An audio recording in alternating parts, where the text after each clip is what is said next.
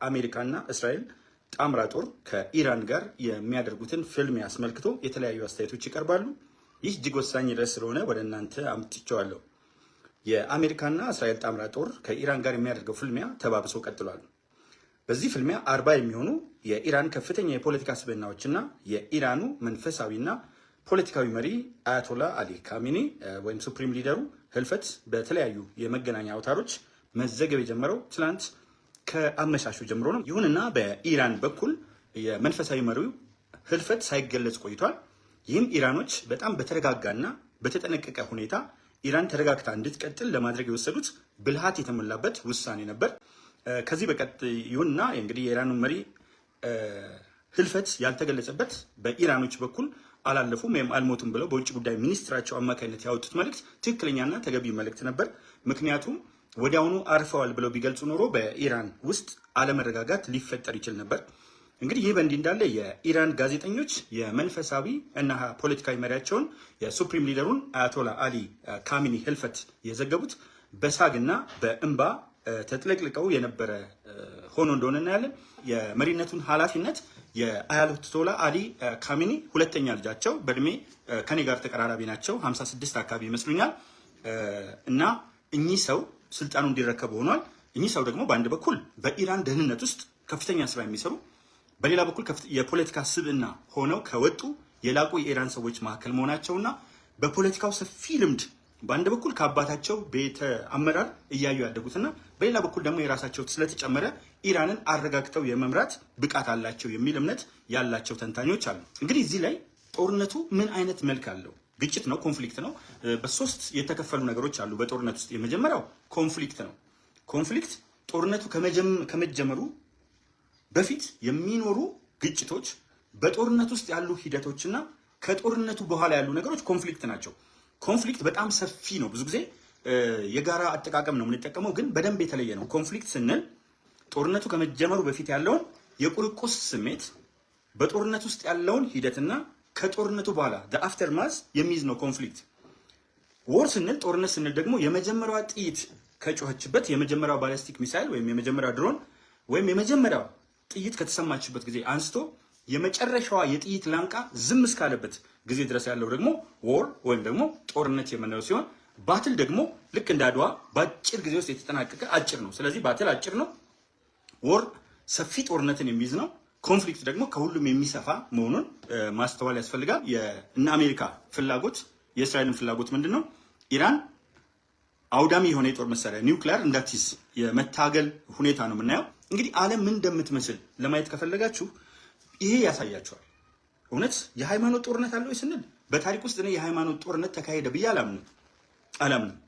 ጦርነቶች በሙሉ የሚከናወኑት አንድም ለምጣኔ ሀብታዊ የበላይነት፣ ለኢኮኖሚ የበላይነት፣ አንድም ለፖለቲካ የበላይነት ነው። በድምሩ የየራሳቸውን ሀገር ብሔራዊ ጥቅም ለማስጠበቅ ነው። ለምሳሌ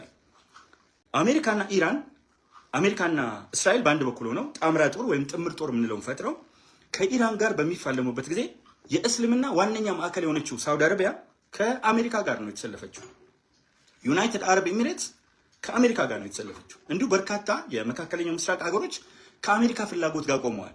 ይሄ ብቻውን ሃይማኖት እንዳልሆነ ግጭቱ ያሳያቸዋል። በሌላ በኩል አሜሪካ በዋናነት መሪዎቿ ዋስፕ ኤም ናቸው። የአሜሪካ ውስጥ ባልተጻፈ ሕግ አሜሪካን የመሩት መሪዎች በሙሉ ከፕሬዚዳንት ባራክ ኦባማ በስተቀር ዋስፕ ኤም ናቸው። ዋስፕ ማለት ደብሊው ዋይት ነው። ኤኤስ አንግሎ ሳክሰን የሚባል ዘር ነው፣ የተለየ ዘር ነው። ፒ ፕሮቴስታንት ነው፣ ከጆን ኤፍ ኬኔዲ ካቶሊክ ከሆነ በስተቀር በሙሉ ፕሮቴስታንት ናቸው። ሌላው ኤም ነው፣ ሜን ወንዶች እና ሚሊዮነሮች ናቸው። ይሄ ያልተጻፈ ግን እውነት የሆነ ሕግ ነው። ስለዚህ ዓለም በእንትን እንደምትሄድ የምታውቁት ይሄ በአሜሪካ ምንም እንኳን እንደው ሃይማኖታዊ ሀገር ነው ባንልም በዋናነት መሪዎቹ ፕሮቴስታንት ካልሆኑ አይመረጡም። ስለዚህ ፕሮቴስታንቶች ናቸው። እንግዲህ ሩሲያ በዋናነት ኦርቶዶክስ ናት፣ ግን ማንን የደገፈችው? ኢራንን ነው። ቻይና የምትከተለው እምነት ከ50% በላይ እግዚአብሔርን አያምኑ። ከዛ በታች ያሉት ደግሞ የሚያምኑት ሴኩላር ፊሎዞፊ ነው። የቻይና ፊሎዞፊ ነው እንጂ ሪሊጅን አይደለም። ቻይና የምትከተለው ከግማሽ በላይ ህዝብ እግዚአብሔርን የማያምን ነው። የቀረው ደግሞ ሴኩላር ፊሎዞፊ ተከታይ ነው። ስለዚህ የቆመው ከኢራን ጋር ነው። ፍላጎቱን አይቶ ነው። የአሜሪካ የኢኮኖሚ ተቃራኒ በሁሉም ተቃራኒ ሆነው ስለቆሙ እንጂ ኢራንን ወደዋት የእናት ልጅ ሆነው አይደለም። እነ ሳውዲ አረቢያ እነ ዩናይትድ አረብ ኤሚሬትስ እነ ኳታርና የመሳሰሉት ደግሞ ከአሜሪካ ጋር የሚቆሙት አሜሪካን ወደዋት ኢራንን ጠልተው ሳይሆን ከኢኮኖሚ ጥቅማቸው አንፃር። ስለዚህ ኢራኖች ራሳቸው በሁለት ተከፍለዋል። እንደገና እስራኤልን እንመልከታት። እስራኤል ምን አይነት ሀገር ናት ስትሉ 73% አይሁድ ናት። እስራኤል የአይሁድ ሀገር ናት። ክርስትናንም እስልምናንም የማትቀበል የአይሁድ ሀገር ናት። በሁለተኛ ደረጃ ደግሞ 11% የእስልምና ሀገር ናት። እስራኤል 11% የእስልምና ሀገር ናት። ክርስቲያኑ 2% ሲሆን ኦርቶዶክሱ ከዛ ውስጥ 0.6% ብቻ ነው። ያው ከኢትዮጵያ ኦርቶዶክስ ጋር ግንኙነት የሌለው የራሱ የተለያዩ ኦርቶዶክስ ዶክትሪን ያላቸው ሀገሮች አሉ። ስለዚህ 0.6 ብቻ ነው ኦርቶዶክስ የሚሆነው እና ከዚህ ጋራ እግረ መንገዱን ሚዛናዊ ሆነን ስንመለከት የጦርነት መልካም የለውም፣ የሰላም መጥፎ የለውም። ጦርነቶች ግን የሚካሄዱት በዋናነት በምንድን ነው? ጦርነቶች የሚካሄዱት በዋናነት ለኢኮኖሚና የፖለቲካ የበላይነት ነው። ምክንያቱም ተዋጉልኝ የሚል ቅዱስ ቁርአን፣ ተዋጉልኝ የሚል መጽሐፍ ቅዱስ የለም። ጦርነቶች በሙሉ የሚካሄዱበት ዋነኛ ዓላማቸው ኢኮኖሚያዊ፣ ፖለቲካዊ፣ ዲፕሎማሲያዊ ወዘተርፈ ነው። ዓለማዊ ነው። ኢትዮጵያ ውስጥ አንዳንድ ጊዜ የማያቸው ስሜቶች አሉ። በእያንዳንዱ ነገር እንድንጋጭ የሚፈልጉ ኃይሎች ስላሉ እያንዳንዱን ነገር ሲሻቸው በሃይማኖት ሲያስፈልጋቸው ደግሞ በብሔረሰብ እየከፋፈሉ እንድንጋጭ፣ እርስ በርሳችን እንድንጋጭ ይፈልጋሉ። ኢትዮጵያውያን ሙስሊሞችና ኢትዮጵያውያን ክርስቲያኖች እጅግ በጣም የሚዋደዱ ወንድማማቾች መሆናቸውን ለማየት ሲያሻችሁ ወደ ድሬዳዋ፣ ሲያሻችሁም ወደ ተለያዩ ከተሞች በመሄድ ወሎም፣ ነጌሌ ቦርናም የተለያዩ ቦታዎች በመሄድ ማየት ትችላላችሁ። በሙስሊሞችና በክርስቲያኖች መካከል ያለው ፍቅር በበዓላት ጊዜ ብቻ ሳይሆን በአዘቦቱም የሚገለጽ በሀዘንም በደስታም ጊዜ የሚንጸባረቅ ስለሆነ በሀገር ኢትዮጵያ በዚህ ከዚህ አኳያ እኮራለሁ እና ሁለት ጎራ ይዘን እርስ በርሳችን ከመናጨት ይልቅ በቀጥታ ያለውን ነገር ማየት ነው። አንዳንድ ጊዜ እልሆች በዚህም በዛም ይመጡና እልሆች ተጋብተው ብንሄዳሉ። ፍቅር ያሸንፋል፣ ፍቅር ይበልጣል።